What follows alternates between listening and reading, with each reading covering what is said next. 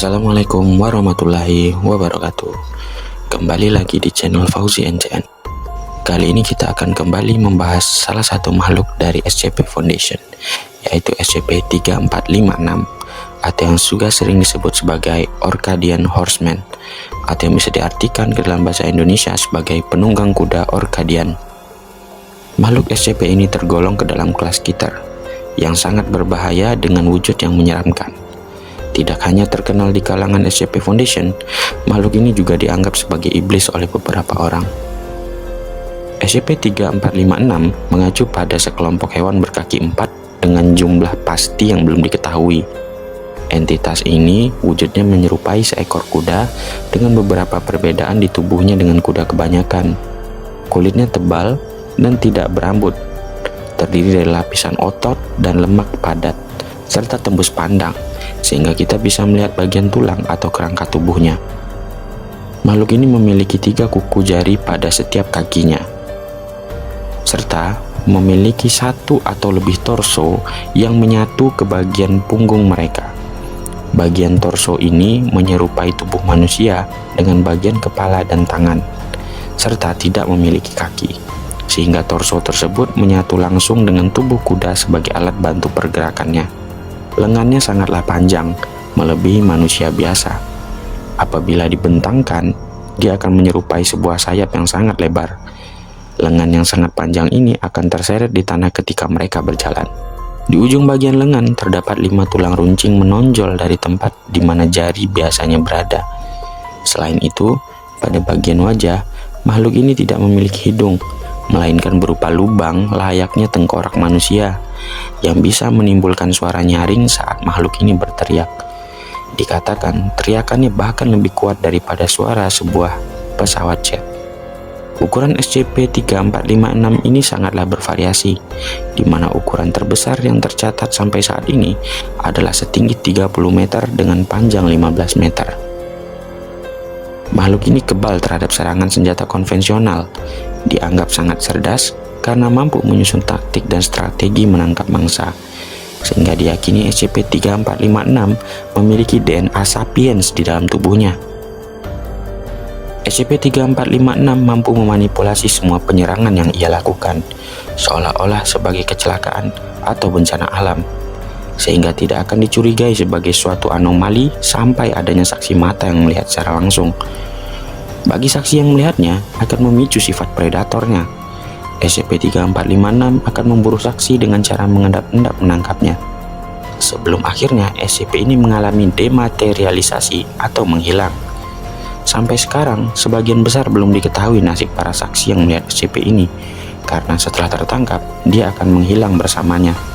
Namun yang jelas, bisa dipastikan bahwa akhir bagi para saksi itu adalah kematian. Dari semua catatan kejadian SCP-3456, hampir dipastikan bahwa makhluk ini muncul di semua situs atau tempat terjadinya penderitaan dan kematian massal umat manusia, seperti medan perang atau tempat bencana alam. Kemunculannya terjadi antara abad 19 sampai abad 20 dengan berbagai bentuk manifestasi.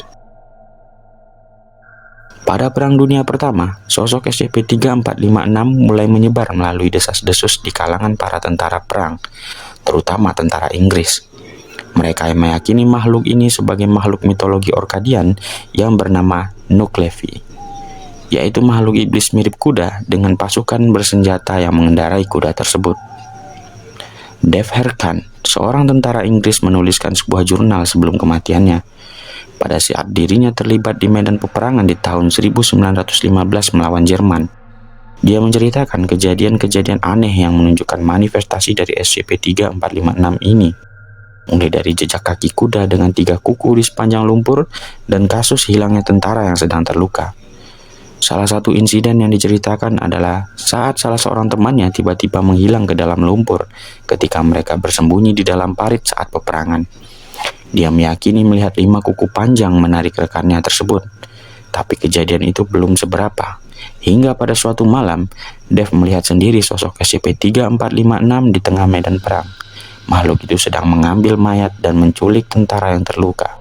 Dave Harkan terpaku ketakutan melihat makhluk tersebut, hingga akhirnya SCP-3456 menatap balik ke arahnya dan tersenyum. Ini menjadi pertanda bahwa Dev akan diburu oleh SCP-3456. Selang beberapa waktu, laporan mengenai kemunculan SCP-3456 pun semakin banyak, diiringi dengan berita kematian Dev Harkan, yang diyakini sebagai orang pertama yang melihat dan menyusun informasi tentang makhluk tersebut.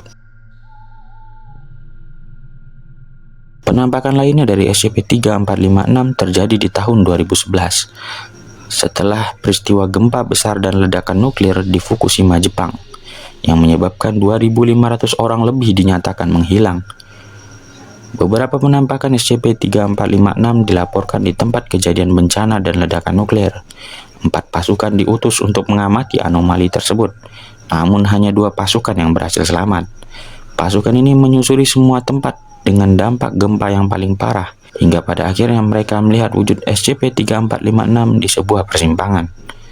Makhluk ini awalnya nampak diam dan tidak bergerak, namun tiba-tiba bagian torsonya bangun dan menyerang pasukan SCP Foundation. Dalam upaya menyelamatkan diri, pasukan ini berusaha untuk menyeberangi sebuah jembatan di Sungai Arakawa untuk bisa terhindar dari SCP-3456.